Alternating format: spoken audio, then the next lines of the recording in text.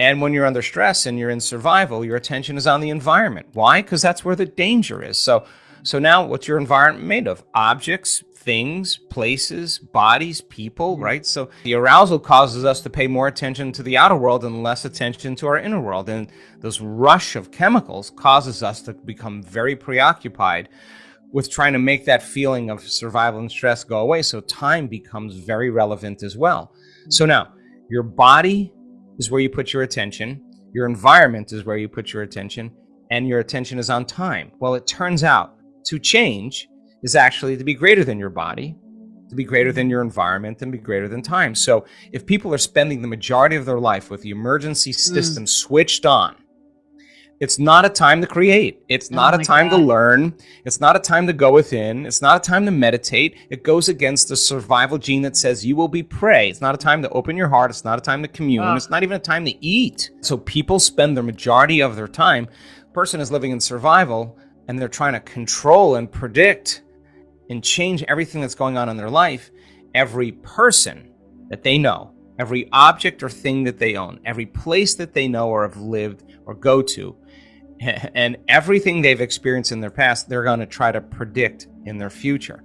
So now, the arousal of the stress hormones causes the brain to fire out of order because every person, every object, everything has a different neurological network in the brain. Now, the brain is firing incoherently, and when it's firing incoherently, we're incoherent. You're sitting there, and those chemicals are running through the body, and the heart is actually pumping really hard because it's turned on, and it's got to run, fight, or hide, and you're sitting there, and the heart is actually pumping against the closed system, and the heart starts to become incoherent. And when incoherence takes place in the heart, the interference of waves actually causes energy to drop in the heart.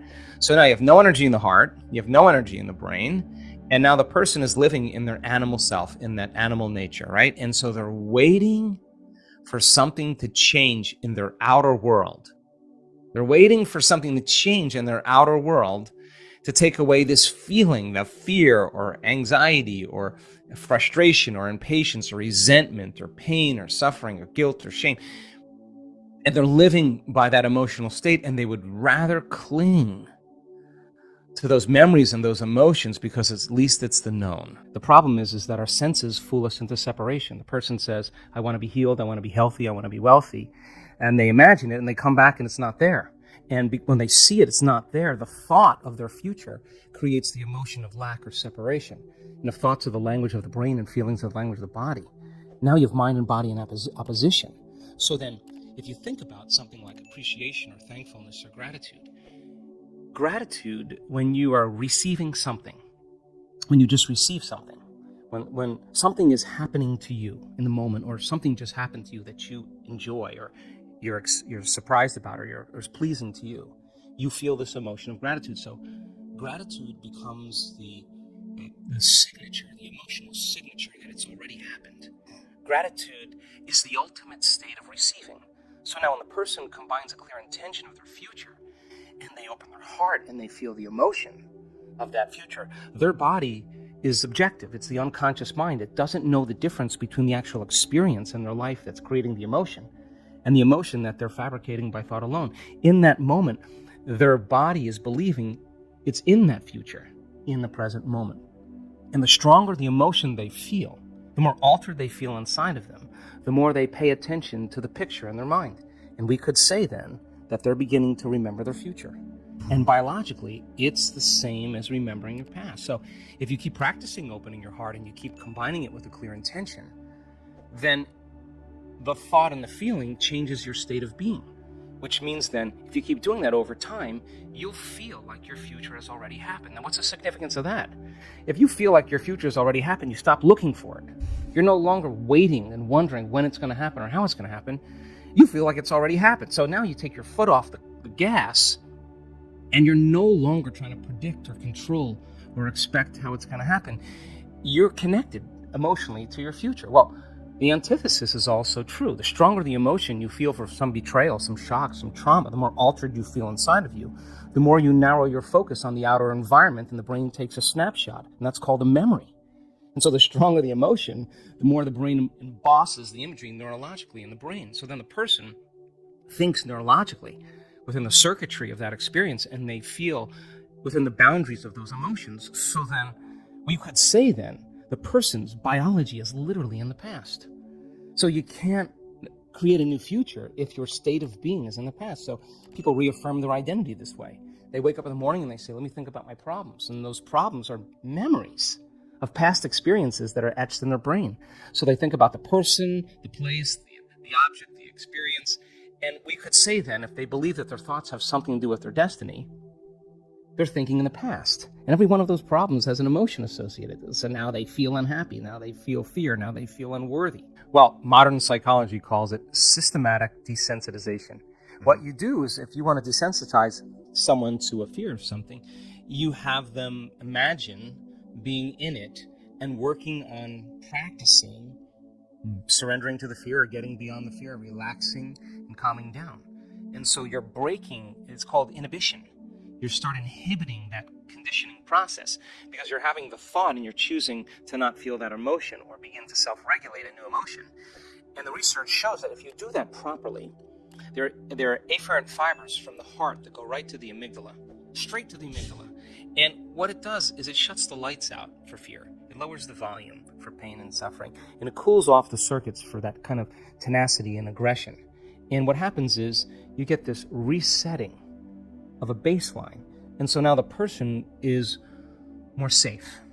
That they're not anticipating the next threat, the next danger. They're not looking around the corner for the predator. Their body's not in that vigilance. Their body's more in the present moment. And so you begin to desensitize yourself when you confront the fear or you confront the possible scenario and you begin to choose a different emotion or you break from that emotion. And because people do the opposite really well. They think about the worst thing that's going to happen to them in their lives, and then they say, no, it could even get worse. And they begin to emotionally feel the fear before it happens. And they're conditioning their brain and body to subconsciously become the mind of fear. Do it enough times, and your body is going to have a panic attack without you. Try as you may to control it with your conscious mind. You won't be able to because you programmed it subconsciously. And then you start worrying about the next time it's going to happen, and it's that very, very state of being that begins to create the next one. And so then the doctor says it's chemical imbalance in your brain. It's a hardware problem. Well, the insight doesn't change anything. And when you have that first panic attack and you're in the supermarket, the moment you feel that change in your inner state, you're looking around to see in your outer environment what's causing it. And you think it's an airplane or it's a supermarket.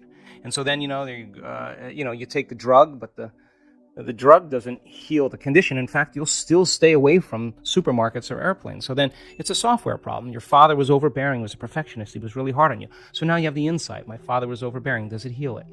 And so then when people have that uncompromising will, the same way that they go shopping for a dress or a pair of earrings or go to the gym and work out, with the same intensity, with the same passion, come up against themselves and just say, when the body's given everything it has, it's when you say, that's all you got? That's it? That's all you're going to put out? I'm ready. Wow. And so then when you start overcoming that, the side effect of it is that all of a sudden you're happy for no reason. And you're less seduced in believing that you need something outside of you to make you feel better. All of a sudden you're feeling better every day without anything outside of you. And now all of a sudden you start showing up unpredictable in your life. They're saying, that Ed guy, that stopped the flow of the divine in us, that essence in us. The side effect is we become more willful, we become more mindful, we become more conscious, we become more loving. It's its nature, Yes. It just becomes who we are.